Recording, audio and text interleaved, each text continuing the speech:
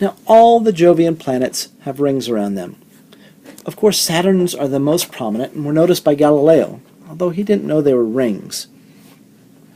Saturn's rings are 300,000 kilometers in diameter, but only about 1 kilometer thick.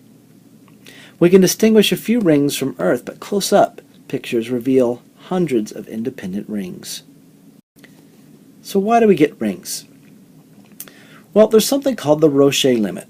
Any object held together solely by gravity will break apart by tidal forces if it gets too close to the planet. Essentially, we know that gravity depends on the distance between two objects. So when you're close to a planet, something large, the gravity on the part that's closer to the planet is more than that that's further away from the planet, and will literally pull it apart. And we call those tidal forces. Now, the distance of breakup is called the Roche limit, and it's 2.44 planetary radii if the object and planet have the same density. So all planetary rings lie near the planet's Roche limit. Now, the existence of side-by-side ringlets of different compositions indicate the rings are supplied by varied comets and asteroids. Objects bonded together chemically will survive the Roche limit. So, for example, a person in orbit, like an astronaut, is not going to break apart due to tidal forces. It's only things that are just held together by gravity that will be pulled apart. So, if I have some object, and I look, I find the Roche limit. Outside the Roche limit, the gravitational attraction is going to distort it. In fact, we're going to talk about Jupiter's moons, Io, the closest one, as being distorted so much as it rotates, it heats up due to the tidal forces. But if you're inside, it literally will break it up into small chunks. So Jupiter does have a ring. We can see it in this picture by blocking out all the light from Jupiter, and you see it has a thin ring of tiny particles of rock dust. It's held in orbit by its gravity. Now, solar radiation and collisions with charged particles trapped in Jupiter's magnetic field exert a friction on that ring dust that will eventually cause the dust to drift into the atmosphere and therefore fall into the planet. So in order to maintain the ring, new dust must be provided, possibly from collision fragments ejected from Jovian moons. Here we have the rings of Saturn. Remember, they're wide but thin. So the main band extends from about 30,000 kilometers above the atmosphere to about twice Saturn's radius.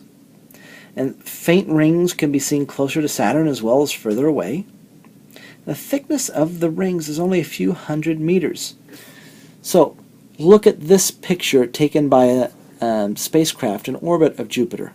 You can see the shadow of the rings on the planet, but we're actually looking directly on at the ring, and look how thin it is, and you can see the moons of Jupiter in the same orbital plane. Sorry, the moons of Saturn. Extremely thin, but extremely wide. Now, the rings are not solid, but are made of swarms of individual bodies, and those sizes range from maybe centimeters around to meters around. And the composition of the rings is mostly water, ice, and carbon compounds. It's not uniform across the rings. Notice in here we see rings that have slightly different colors. That means different color means different compounds make up each of those rings. And if we look very close up on it, you can see that they're individual rings, not a large solid band. So how do rings retain their structure? We have large gaps due to resonances with Jupiter's moon or Saturn's moons that are located beyond the rings. Narrow gaps are due to interaction between ring particles and tiny moons in the rings, and we call them shepherding satellites. So, for example, I have two larger rocks or something that was captured that are in orbit around Jupiter. We call it a shepherding satellite. So this ring, if things fall too far in, when this shepherding satellite comes by, the gravity pulls it back. Whereas if it goes too far out, the next shepherding satellite will pull it back in and will cause that ring to form a nice, clean band. Uranus also has rings composed of maybe meter-sized objects. The objects are very dark, implying that they're rich in carbon particles or organic materials. The extremely narrow rings may be held in place by shepherding satellites. We would like to send another space probe to Uranus to discover more about its rings. And of course, Jupiter, like the other gas giants, has rings. They're probably debris from satellites and comets that have broken up. They contain more dust than the Saturn and Uranus rings, and they're not even distributed uniformly, indicating that they're relatively new. For example, look at this ring right here. It's very thick on this side and very thin on this side. So it's spreading out, and over many, many, many years will eventually become uniform. And that is all for today's lecture.